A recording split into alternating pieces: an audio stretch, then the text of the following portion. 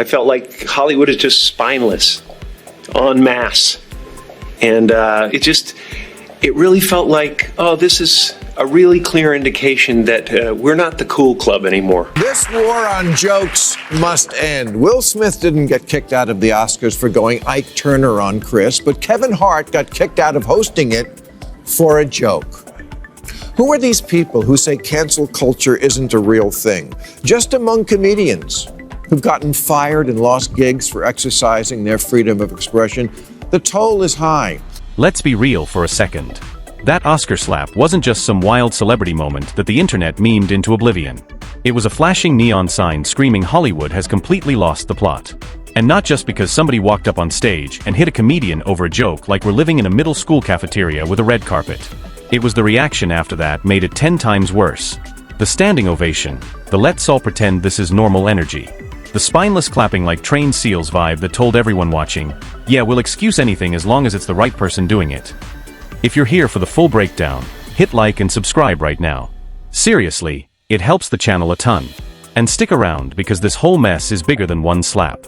Because here's the part people don't want to say out loud. That moment put a shadow over everybody else's night. You had people who worked for years, decades, grinding through auditions, rejections, low-budget gigs, humiliating meetings, and constant maybe next time energy, finally reaching the Oscars. That's the mountaintop in that world. And then bam, one selfish outburst hijacks the entire broadcast. Suddenly, it's not about the winners, the films, the performances, or the craft. It's about a grown man losing control on live television while millions watch. And everyone else awkwardly pretending they didn't just witness something totally unacceptable. Cast a pall over everybody's shining moment last night. You know, a lot of people worked really hard to get to that place and to have their moment in the sun and to get their award for the really hard work they did. And it is no mean feat to go through all the stuff you have to go through when you're nominated for an Oscar. It's a gauntlet of devotion that you have to do. And you know, it was just a selfish moment that cast a pall over the whole thing. And before anybody tries to do the whole well, emotions were high things stop. We can acknowledge someone's feelings without letting them use those feelings as an excuse to go feral. You can be hurt, offended, embarrassed, triggered, or whatever word is trending this week and still not have the right to walk onto a stage and put hands on somebody because you didn't like a joke. That is not a controversial statement in any sane society. That's literally the baseline rule we teach toddlers. Use your words. Which is why Jim Carrey's reaction hit so hard. He wasn't doing the polite celebrity thoughts and prayers dance. He said what a lot of normal people were thinking. That standing ovation made the whole industry look weak, like Hollywood has no spine anymore. And honestly, he's right. Because if that had been some random guy, some audience member who wasn't famous, security would have tackled him so fast, he would have been doing backflips into handcuffs. But because it was a beloved star, everyone froze. And that's the cool club illusion shattering in real time. I was sickened. I was sickened by the standing ovation. I felt like Hollywood is just spineless, en masse. And it really felt like, oh, this is a really clear indication that we're not the cool club anymore. There was some question today about if anyone else had walked from the audience and done that, they would have been escorted out by security or maybe even arrested. The police asked Chris if he wanted to file charges. They asked Chris, do you want to file charges? And Chris apparently said no, he did not. He doesn't want the hassle. I'd announced this morning that I was suing Will for $200 million because that video is going to be there forever. It's going to be ubiquitous. The club isn't cool. It's just protective of itself. And the hypocrisy gets even nastier when you compare what Hollywood freaks out about. Physical violence on stage is weirdly tolerated. But a joke from years ago, career-ending. That's where Bill Maher comes in with his whole the war on jokes must end thing. And look, you don't have to agree with every word Maher's ever said to understand the point. The punishment system is backwards. We're living in this era where words are treated like violence, while actual violence gets treated like an unfortunate misunderstanding. Final rule tonight, it's time for another edition of one of our favorite departments here on Real Time, explaining jokes to idiots.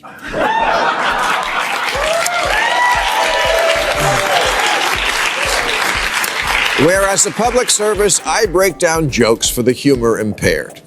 Not that I have anyone particular in mind.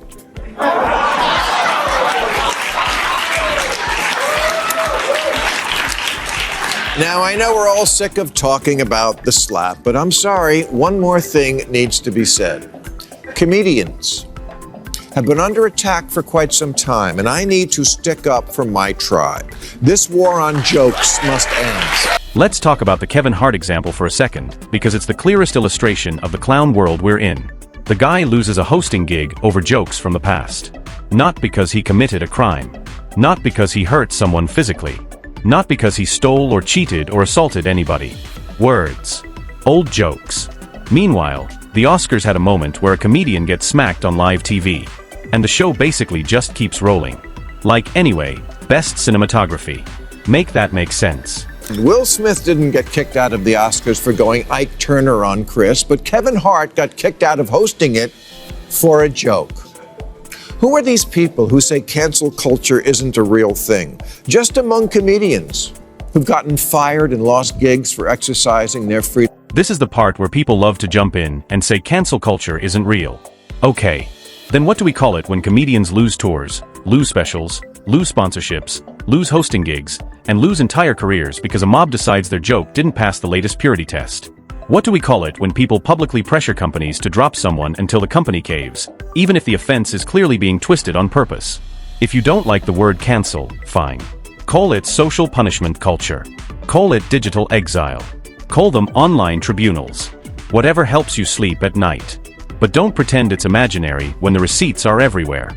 And the Oscar slap is a perfect little time capsule of how it works. Because the most revealing detail wasn't even the smack itself. It was what happened right before it. The laugh. Will Smith laughed at the joke at first. He looked like everyone else, amused, relaxed, and enjoying the roast energy that has always been part of award shows.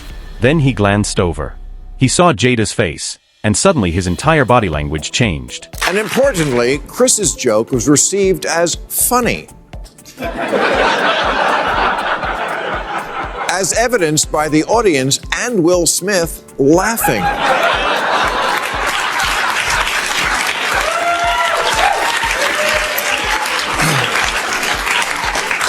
And this is the moment where we got to see a live-action, real-time encapsulation of how cancel culture works. Look at what happens next. Jada shoots her husband a look. Let's slow the tape down to capture this moment. There. Back and to the left. Back and to the left. Back and to the left. The laugh evaporated. The switch flipped.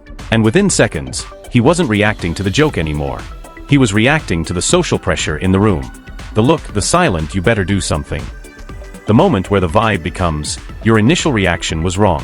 Correct it. Perform the correct outrage. If you've ever been in a comedy club, you've seen this exact phenomenon in miniature. People laugh, genuinely laugh, and then you'll hear someone wait until the laughter dies down to yell. That's not funny. And it's always funny how they don't shout it during the laughter. They wait because it's not about the joke actually being funny or not. It's about control. It's about being the hall monitor of the room. It's about bending everyone else into the approved reaction. Before this moment, Will is laughing because he hasn't yet found out that his original genuine reaction is wrong and that he should conform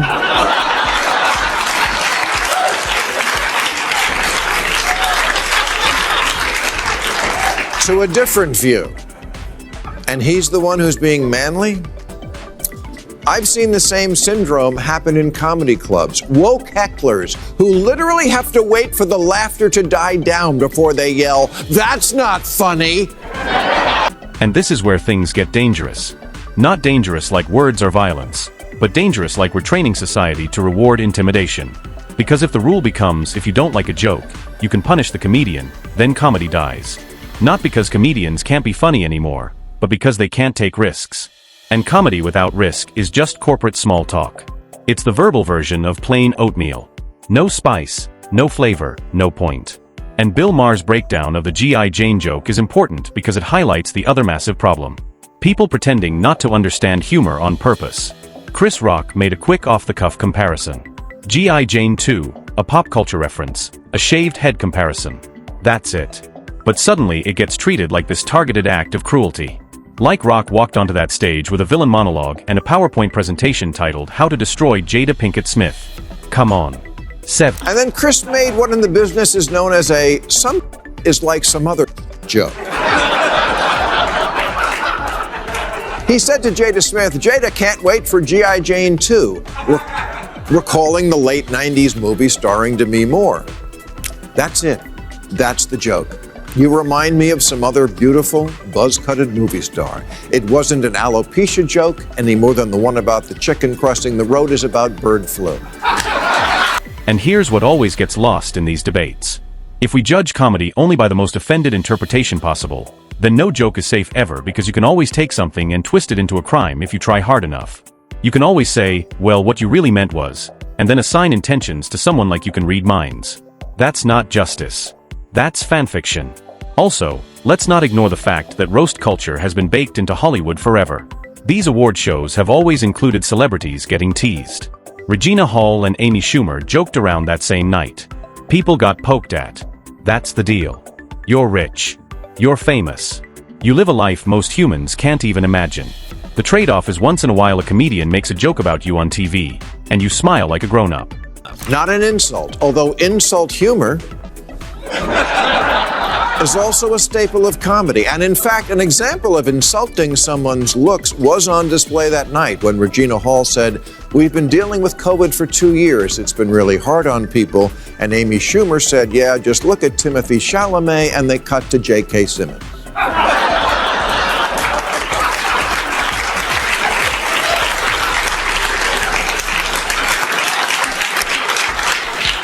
Who made a face a lot like the one Jada would make later on. But that's where it ended. It's called being a good sport. It's wild how rare that maturity is becoming, because the adult response to a joke you don't like is you don't laugh. Maybe you roll your eyes. Maybe you talk about it later. Maybe you even clap back with words like a functioning person. But physically attacking someone and then being treated like you just gave a powerful speech at the United Nations, that's the part that made people feel sick. Not just the slap, but the applause for the slap. Jim Carrey saying he would have sued for $200 million wasn't just a number tossed out for drama. It was him saying there has to be a line. Because when there are no consequences, you normalize the behavior. And once you normalize it, you invite more of it. Today it's a slap at the Oscars. Tomorrow it's someone rushing a stage at a stand-up show because a joke hit too close to home. And then what? We start issuing trigger warnings before punchlines.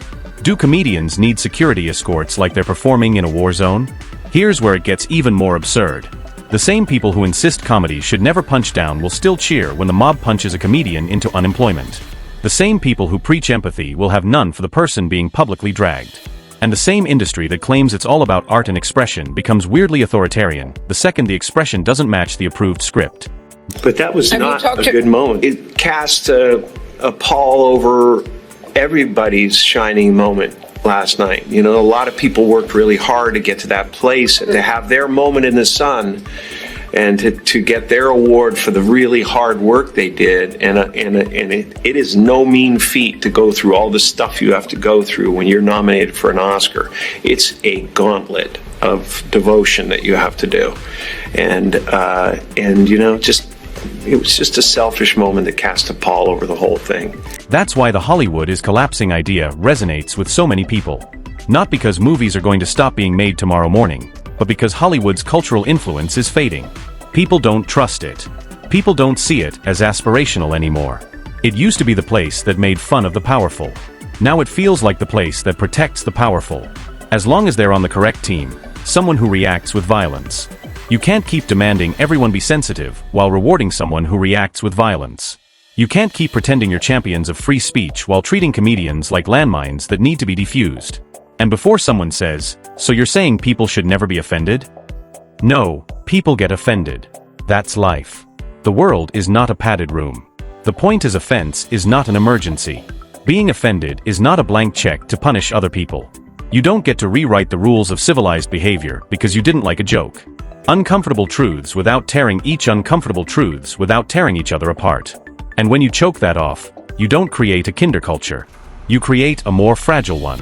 A culture where everyone walks on eggshells, where every sentence feels like a potential career-ending incident, and where nobody says what they actually think.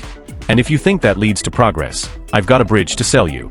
You know, that insult is going to last a very long time. If you want to yell from the audience and disapprove or show a disapproval or say something on Twitter or whatever, you do not have the right to walk up on stage and smack somebody in the face because they said words. No, I agree. I think we all agree on that. I just thought, Jim, that it escalated to that. You know what I mean? That it escalated to that level. It didn't escalate.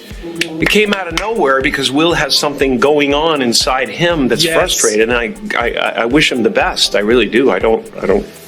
So yeah, the slap mattered not because it was shocking. Celebrity drama is always shocking. It mattered because it revealed a hierarchy of acceptable behavior. It showed that Hollywood will punish speech faster than it punishes violence. It showed how quickly people will abandon principles to protect status. And it showed how the line keeps moving depending on who's involved. And here's the question I want you to sit with. What kind of culture are we building? If jokes are treated like crimes and actual crimes are treated like complicated moments, what does that do to creativity? What does that do to art? What does that do to regular people watching at home, learning what society rewards? If you've made it this far, drop a comment. Do you think the bigger problem is Hollywood's hypocrisy or the broader culture that rewards outrage? And be honest, have you noticed yourself laughing at something and then second-guessing it because you're worried about what it means? Because that right there, that's the whole game. And look, I'm not saying comedians are perfect angels who should never be criticized. Comedians bomb. Comedians cross lines. Comedians can be lazy, mean, or just not funny. But the solution to bad comedy has always been the same. Don't laugh. Don't buy tickets. Criticize it. Debate it. Move on. The solution has never been to destroy their life. And it definitely has never been hit by them on stage. If Hollywood wants to regain any of its credibility, it has to relearn some basic stuff. Accountability matters, intent matters, proportion matters, and the idea that grown adults should be allowed to tell jokes without triggering an institutional meltdown, that matters too. So yeah, this war on jokes needs to end. Not because every joke is sacred, but because a society that can't laugh is a society that's already cracking. And if the most powerful entertainment industry on earth can't handle a punchline without turning it into a moral crisis, then honestly, maybe it doesn't deserve to be the cool club anymore. If you enjoyed this, hit the like button, subscribe, and share it with that friend who still thinks cancel culture isn't real. And seriously, comment below with your take because I want to see where people land on this. Where's the line between accountability and censorship?